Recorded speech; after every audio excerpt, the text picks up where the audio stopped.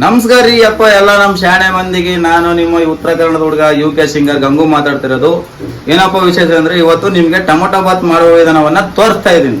ಏನಕ್ಕಪ್ಪ ಅಂದ್ರೆ ಗುಲ್ಬರ್ಗ, ರಾಯಚೂರು, ಯಾದಗಿರಿ, ಕೊಪ್ಪಳ ಈ ತರದಿಂದ ಹುಡುಗರೆಲ್ಲ ಅಥವಾ ವಿದ್ಯಾರ್ಥಿಗಳಾಗಿರ್ಬೋದು, ಕೆಲಸ ಮಾಡಕಂತೇಳಿ ಬ್ಯಾಚಲರ್ ಹುಡುಗರಾಗಿರ್ಬೋದು, ಎಲ್ಲ ಕೆಲಸ ಮಾಡಕಂತೇಳಿ ಬೆಂಗಳೂರಿಗೆ ಬರ್ತಾರೆ. ಪಾಪ ಅಡಿಗೆ ಮಾಡ್ಕೊಳ್ಳೋಕೆ ಕಷ್ಟ ಆಗುತ್ತೆ. ಅಂತ ಟೈಮಲ್ಲಿ ಯಾವ ರೀತಿ ಶುಭ ರೀತಿಯಲ್ಲಿ ಅಡಿಗೆ ಮಾಡ್ಕೋಬೇಕನ್ನೋದನ್ನ ನಾನು ನಿಮ್ಗೆ ತೋರಿಸ್ತಾ ಇದ್ದೀನಿ. ಆದಷ್ಟು ವಿಡಿಯೋನ ಶೇರ್ ಮಾಡಿ, ನಮ್ಮ ಚಾನಲ್ನ ಸಬ್ಸ್ಕ್ರೈಬ್ ಮಾಡಿ, ಆದಷ್ಟು ನಿಮ್ಮ ಬ್ಯಾಚಲರ್ ಹುಡುಗರಿಗೂ ವಿಡಿಯೋ ಕಳಿಸಿ. ಯಾಕಂದ್ರೆ ಅವರು ರುಚಿಯಾದ ಅಡಿಗೆಯನ್ನು ಮಾಡ್ಕೊಂತಿಲ್ಲಿ. ಟೊಮೊಟೊ ಬಾತ್ ಮಾಡಲು ನಾವು ಮೊದಲಿಗೆ ಟೊಮೊಟೊವನ್ನ ಸಣ್ಣದಾಗಿ ಕಟ್ ಮಾಡ್ಕೋಬೇಕು. ಅಂದ್ರೆ ಈಗ ಬ್ಯಾಚಲರ್ ಹುಡುಗರು ಎಷ್ಟು ಜನ ಇರ್ತಾರೋ ಅದ್ರ ಮೇಲೆ ಡಿಪೆಂಡು. ನೀವು 4 ಜನ ಇದ್ರೆ 4-5 ಟೊಮೊಟೊ ಕಟ್ ಮಾಡ್ಕೋಬಹುದು. ಆಮೇಲೆ 1-2 ಈರುಳ್ಳಿಯನ್ನು ಕಟ್ ಮಾಡ್ಕೋಬೇಕು. ಆಮೇಲೆ ಕೊತ್ತಂಬರಿ ಪುದೀನನ ಕಟ್ ಮಾಡ್ಕೋಬೇಕು. ನಂತರ ಅಲ್ಲ ಬೆಳ್ಳುಳ್ಳಿ ಪೇಸ್ಟ್ ತಗೋಬೇಕು. ಆಮೇಲೆ ಬಟಾಣಿಯನ್ನು ತಗೋಬೇಕು. ಇದೆಲ್ಲ ತಗೊಂಡಾದ್ಮೇಲೆ ರುಚಿಗೆ ತಕ್ಕಷ್ಟು ಉಪ್ಪನ್ನು ಹಾಕೋಬೇಕು. ಈಗ ಮಾಡೋ ವಿಧಾನವನ್ನ ತೋರಿಸ್ತೀನಿ ಬನ್ನಿ. ಈಗ ನಾವು ಒಲೆಯನ್ನು ಹಚ್ಕೊಂಡಿದ್ದೀವಿ. ಆಮೇಲೆ ಕುಕ್ಕರನ್ನು ಇಟ್ಕೋಬೇಕು.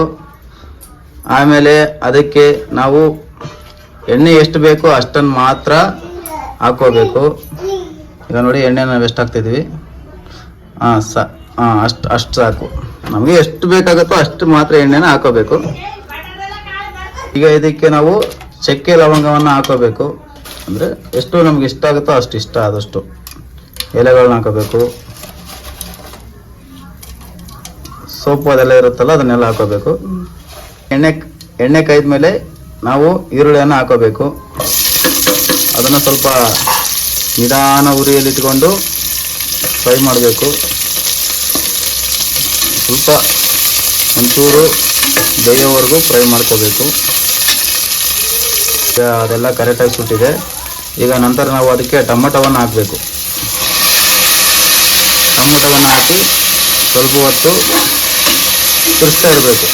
ಯಾಕಂದರೆ ಟೊಮೊಟೊದಲ್ಲಿರುವಂಥ ರಸವೆಲ್ಲ ಕರೆಕ್ಟಾಗಿ ಬಿಡಬೇಕಲ್ಲ, ಆ ಕಾರಣ ಎಲ್ಲನೂ ಚೆನ್ನಾಗಿ ತಿರ್ಸ್ಬೇಕು. ಆದಷ್ಟು ಉರಿನ ಕಡಿಮೆಯಲ್ಲಿ ಇಟ್ಕೊಳ್ಳಿ. ಯಾಕಂದರೆ ಜಾಸ್ತಿಯಲ್ಲಿ ಇಟ್ಕೊಂಡ್ರೆ ಬೇಗ ಕರಗಾಗುತ್ತೆ. ನಿಧಾನಗತಿಯಲ್ಲಿ ಇಟ್ಕೊಳ್ಳಿ. ಈಗ ನಾವು ಅಲ್ಲ ಬೆಳ್ಳುಳ್ಳಿ ಪೇಸ್ಟನ್ನು ಹಾಕೋತಿದ್ದೀವಿ. ಅದನ್ನು ಹಾಕ್ಕೊಂಡು ಸ್ವಲ್ಪ ಅದನ್ನು ಕೂಡ ನಾವು ನಿಧಾನಗತಿಯಲ್ಲಿ ತಿರ್ಸ್ಬೇಕು. ಯಾಕಂದರೆ ಅದು ಕೂಡ ಬೇಯಬೇಕಲ್ಲ ಒಳಗಡೆ ಕರೆಕ್ಟಾಗಿ, ಅವಾಗ ಸ್ಮೆಲ್ ಸ್ವಲ್ಪ ಚೆನ್ನಾಗಿ ಬರುತ್ತೆ. ಈಗ ನಂತರ ನಾವು ಬಟಾಣಿಯನ್ನು ಹಾಕೋತಿದ್ದೀವಿ.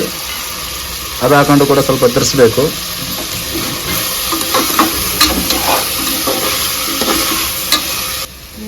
ನಂತರ ಮತ್ತೆ ಕೊತ್ತಂಬರಿ ಪುದೀನವನ್ನು ನಾವು ಹಾಕ್ತಾಯಿದ್ದೀವಿ. ಹಾಕಿದ ಮೇಲೆ ಮೀಡಿಯಮ್ ಉರಿಲಿ ಅದನ್ನೆಲ್ಲ ನಿಧಾನಗತಿಯಲ್ಲಿ ತಿರ್ಸಿ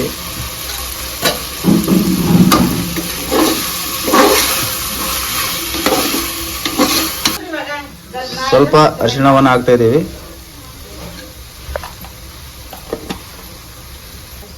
ಹಾಗೆ ಸ್ವಲ್ಪ ಖಾರದ ಪುಡಿ ಕೂಡ ಹಾಕ್ತಾಯಿದ್ದೀವಿ. ಯಾಕಂದರೆ ಸ್ವಲ್ಪ ಖಾರ ಟೇಸ್ಟ್ ಬರ್ಬೇಕಲ್ಲ, ಆದ ಕಾರಣ.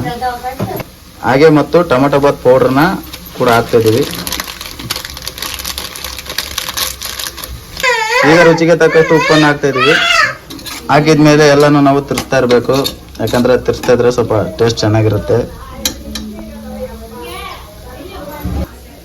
ಇವಾಗ ನಿಮಗೆ ಎಷ್ಟು ಜನ ಇದ್ರೆ ಅದ್ರ ಮೇಲೆ ಡಿಪೆಂಡು. ಈಗ ನಾವು 4 ಜನ ಇದ್ದೀವಿ. 2 ಗ್ಲಾಸ್ ಅಕ್ಕಿಯನ್ನು ಹಾಕ್ತಿದ್ದೀವಿ.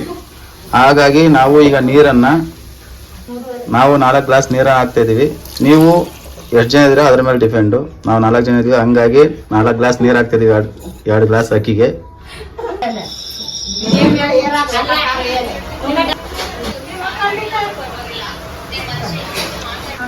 ಅಕ್ಕಿಯನ್ನು ಆದಷ್ಟು ಕ್ಲೀನಾಗಿ ತೊಳ್ಕೊಳ್ರಿ. ಈಗ ನಾವು ಅಕ್ಕಿಯನ್ನು ಹಾಕ್ತಾಯಿದ್ದೀವಿ.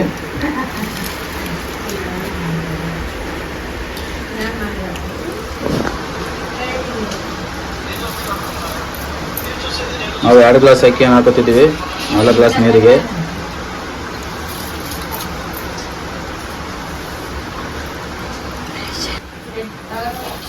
ನಾವು ನೋಡಿ ರೇಷನ್ ಅಕ್ಕಿಯನ್ನು ಹಾಕೋತಿದ್ದೀವಿ. ಯಾಕಂದರೆ ಸೋನಾ ಮಸೂರಿ ಅಕ್ಕಿಗೂ ರೇಷನ್ ಅಕ್ಕಿಗೂ ಭಾಳ ಡಿಫ್ರೆಂಟ್ ಇದೆ. ಇವಾಗ ಬುಲೆಟ್ ರೈಸ್, ಆ ರೈಸ್ ಅಂತಾರೆ. ಆ ರೈಸ್ಗಳು ಬುಲೆಟ್ ರೈಸ್ ಹಾಕಿದ್ರೆ ನೀರುಗಳು ವ್ಯತ್ಯಾಸ ಸ್ವಲ್ಪ ಬೇರೆ ಇರುತ್ತೆ. ನಾವು ರೇಷನ್ ಅಕ್ಕಿ ಹಾಕ್ತಿದ್ದೀವಿ. ಹಾಗಾಗಿ ನೀರು ಸ್ವಲ್ಪ ಜಾಸ್ತಿ ಇಟ್ಟಿದ್ದೀವಿ 2 ಗ್ಲಾಸ್ಗೆ, ಯಾಕಂದರೆ ಬೇಗ ಕುದಿಯಲ್ಲ. ಹಾಗಾಗಿ ಇವನು ನನ್ನ ಮಗ ಅಡುಗೆ ನಾವು ಮಾಡ್ತಾಯಿದ್ರೆ ಡಿಸ್ಟರ್ಬ್ ಭಾಳ ಮಾಡ್ತಾನೆ, ಏನೂ ಮಾಡೋಕ್ಕಾಗಲ್ಲ. ಆಯನ್ ಭುವನ್, ಆಯನು ಆಯ್ ಮಾಡು, ಆಯ್ ಬ್ರ. ಆದಷ್ಟು ಚೆನ್ನಾಗಿ ತಿರ್ಸಿ, ಯಾಕಂದರೆ ಎಲ್ಲ ಐಟಮು ಅದು ಕುದಿಯುವಾಗ ಒಂದೇ ಕಡೆ ಕೂತ್ಕೊಳ್ಳುತ್ತೆ. ಹಾಗಾಗಿ ಚೆನ್ನಾಗಿ ತಿರ್ಸಿ. ಈಗ ನಾವು ಕುದೀತಿದ್ದೆಲ್ಲ, ಹಾಗಾಗಿ ನಾವು ಕುಕ್ಕರನ್ನು ಮುಚ್ತಾ ಇದ್ದೀವಿ. ಕುಕ್ಕರ್ನ ಕರೆಕ್ಟಾಗಿ ಮುಚ್ಚಿ, ಯಾಕಂದರೆ ಬ್ಲಾಸ್ಟ್ ಆಗೋ ಸಾಧ್ಯತೆಗಳು ಇರ್ತವೆ. ಹಾಗಾಗಿ ಸ್ವಲ್ಪ ಚೆನ್ನಾಗಿ ಮುಚ್ಚಿ, ಯಾಕಂದರೆ ಮುಚ್ಚಿಬಿಟ್ಟು ಒಂದು ಸಾರಿ ಇದನ್ನು ಹಿಂಗೆ ಚೆಕ್ ಮಾಡಿ, ಗಾಳಿ ಔಟ್ ಆಗ್ತಿದೆ ಅಂದರೆ ಕರೆಕ್ಟಾಗಿದೆಯಾ ಅಂತ ಅರ್ಥ. ಈಗ ನಾವು 3 ವಿಜಿಲ್ ಆದ ನಂತರ ಯಾವ ರೀತಿ ಆಗಿದೆ ಟೊಮೊಟೊ ಬಾತ್ ಅನ್ನೋದನ್ನು ನಿಮಗೆ ನಂತರ ತೋರಿಸ್ತೀನಿ, ಬನ್ನಿ. ಈಗ ನಮ್ಮದು 3 ವಿಜಿಲ್ ಆಗಿದೆ. ಈಗ ಅದನ್ನು ಓಪನ್ ಮಾಡ್ತಾ ಇದ್ದೀವಿ. ಓಪನ್ ಮಾಡಾಯಿತು. ಆದಷ್ಟು ಅದೆಲ್ಲ ಒಂದೇ ಕಡೆ ಐಟಮ್ ಕೂತಿರುತ್ತೆ, ಅಂದರೆ ತರಕಾರಿ ಎಲ್ಲ ಒಂದೇ ಕಡೆ ಕೂತಿರುತ್ತೆ. ಅದನ್ನು ಸ್ವಲ್ಪ ನಾವು ನಿಧಾನ ರೀತಿಯಲ್ಲಿ ಎಲ್ಲ ಚೆನ್ನಾಗಿ ತರಿಸ್ಕೋಬೇಕು. ಸ್ವಲ್ಪ ಉಪ್ಪಾಗಿದೆಯಲ್ಲ ಅಂತ ಇನ್ನೊಂದು ಸರಿ ಚೆಕ್ ಮಾಡ್ಕೋಬೇಕು. ಉಪ್ಪಾಗಿಲ್ಲ ಅಂದರೆ ಸ್ವಲ್ಪ ಉಪ್ಪು ಹಾಕೊಂಡ್ಬಿಟ್ಟು ಇನ್ನೊಂದು ಸರಿ ತರಿಸಿದ್ರೆ ಉಪ್ಪು ಟೇಸ್ಟ್ ಆಗುತ್ತೆ, ಕರೆಕ್ಟಾಗಿ ಬರುತ್ತೆ. ಈಗ ನಾವು ಅದನ್ನು ಒಂದು ಪ್ಲೇಟ್ಗೆ ಹಾಕೊಂಡ್ಬಿಟ್ಟು ಟೇಸ್ಟ್ ಯಾವ ರೀತಿ ಆಗಿದೆ ಅಂತ ಚೆಕ್ ಮಾಡ್ಕೊಳ್ಳೋಣ, ಬನ್ನಿ.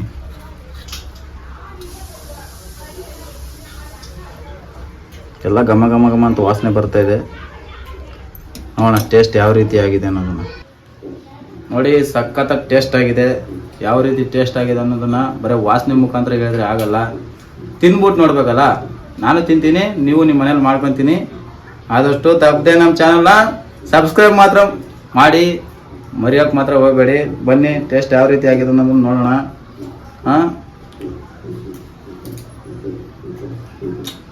ವಂಡರ್ಫುಲ್ ಆಗಿದೆ.